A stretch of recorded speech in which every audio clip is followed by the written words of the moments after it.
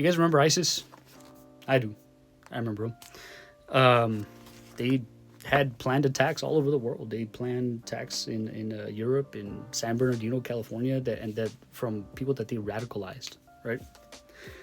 And in light of the New York bombs, IEDs that they absolutely thwarted, basically, they stopped them from going off. Those two individuals that they arrested obviously had some specific types of names, if you know what I'm talking about. It reminded me of this book. It's called The Great War of Our Time. I'll post it right here, a picture of it. It's by the former CIA Deputy Director, Michael Morrell. Okay. It reminded me of it because one of the individuals upon arrest, I guess, yelled at the cameras saying that ISIS was his inspiration, right? So let me read this to you, and you make your own conclusions, okay?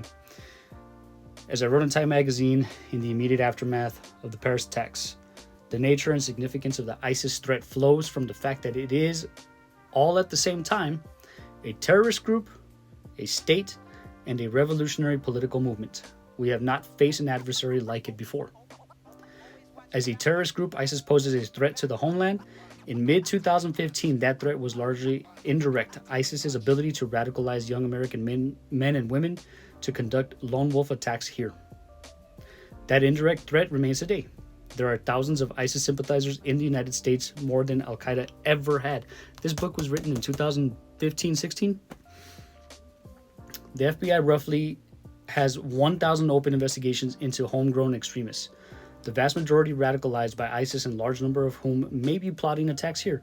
Such attacks have already occurred in the United States, including the attacks in San Bernardino. Other ISIS supporters have been arrested before they could act.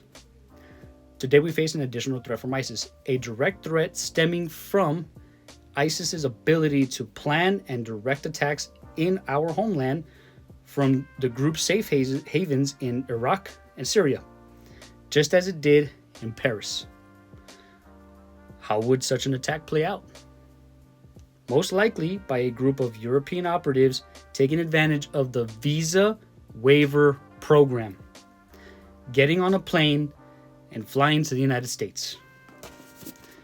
If you really want to understand more, get this book. Read it. This opened my eyes. This came out when I was active duty. And I remember reading it because I wanted to understand more of what we were going up against. I wanted to understand why. The question behind what are we really doing? Like, why are we doing it? What are we fighting for? The war on terrorism is not over. It's not. It's far from it. The actual campaign itself might be done, right? Everybody already got their ribbons for that. GWAT ribbons all over the place, right? The global war on terrorism is not over. They're still radicalizing and influencing young Americans here in the United States.